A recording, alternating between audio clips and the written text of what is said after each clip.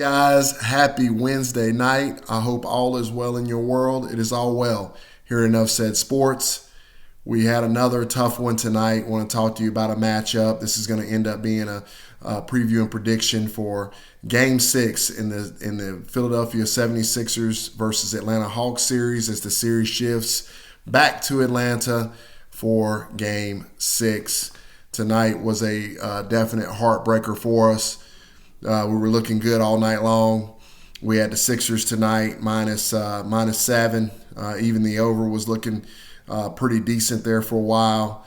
But certainly the -7 on the Sixers was definitely looking like we were going to be able to do that. Joel Embiid starts out the game really, really hot. I think he hit his first 7 shots or something. Red hot coming out of the gate. Seth Curry playing like his big brother tonight, and playing super aggressively and shooting the ball unbelievably well. And they started out the game. The Sixers did really well. They started out really strong on the defensive end, shutting Trae Young down pretty much in the first half and controlling everything. And it was just looking like all Sixers all the time. And man, these NBA games don't get over fast enough sometimes. The Sixers ended up spitting the bit and losing. Lots of credit has to go to the Hawks. They did really well tonight, coming back and continuing to fight. I thought the catalyst for them being able to get back in this game was Sweet Lou Williams. He just played out of his mind tonight. Played really, really well there late in the third quarter to get the thing keep them in it. And then, Trae Young took them the rest of the way in the fourth and deserves a ton of credit. I don't know what else to say other than, I was really, really disappointed in Joel Embiid down the stretch. Looks like he took offense to what Clint Capella said in the post-game press conference after Game 4 about him being fatigued and how they were able to take advantage of his fatigue and things of that nature. And, and he took personal offense to it. But unfortunately for him, he didn't back it up because in the fourth quarter, when it was time to close the deal, he could not close it, whether that be for fatigue or whatever. It just seemed to really have a lack of aggressiveness down the stretch there in the fourth quarter. Kind of stayed out on the perimeter where earlier in the game he was really imposing his will, posting up, going to the basket. He really didn't do a whole lot of that in the second half, and mainly in the fourth quarter really didn't do a lot of it. So this team really struggled, and down the stretch there, when he needed to make 2 free throws, he missed them both, which is extremely uncharacteristic for Joel Embiid. Only thing I can say is that he choked, and it's really, really unfortunate that they're struggling the way that they are because when you look at this matchup, any way you want to look at it, the Philadelphia 76ers are better. But, I keep saying that, but the Atlanta Hawks keep on winning. So I don't know if I can keep saying the Philadelphia 76ers are better because right now they're not showing that. And it's really, really frustrating on this end of it.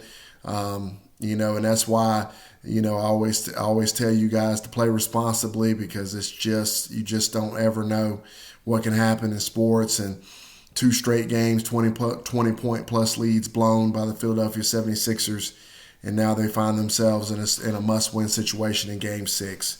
Now the point spread in Game 6 is going to be -2 in favor of Philadelphia. Over/under is going to hover around right about the same thing. 224.5 is pretty much where it's been this entire series.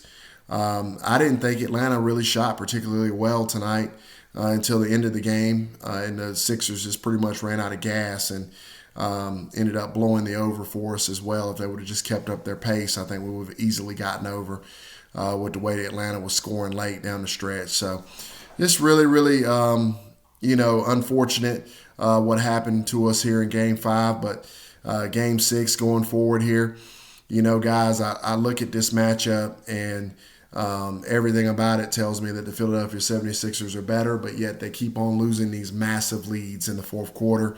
I don't know if that's a Doc Rivers thing. I don't know what it is because I remember the LA Clippers doing the same sorts of crazy, incredibly terrible things like losing double-digit leads like that all the time when he was the coach of the Clippers.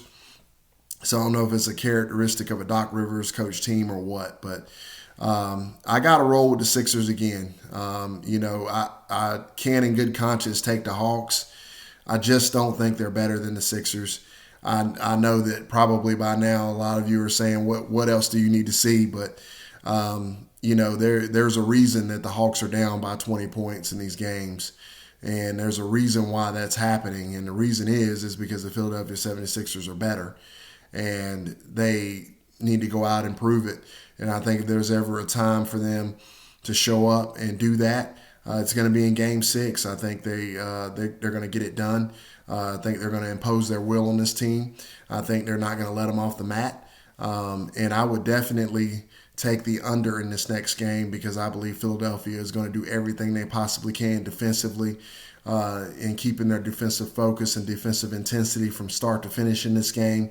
I see the game going under, them holding the Hawks down and forcing Game 7 back there in Philly. So I'll take Philadelphia -2 and take it under 224.5. Let me know, as always, guys, in the comments what you think. We got a game in progress right now. We got the Clippers and the Jazz going at it. Our over is looking pretty good at halftime in that game, and we're going to see if our wounded tiger theory can come through. So the Clippers rolling down by 5 at half. So like our chances in that one, and hopefully we can get the split tonight and kind of salvage somewhat of a night for us. So thanks as always, guys. Let me know in the comments, and thanks for all the support, and I will talk to you again really soon. Thanks, guys.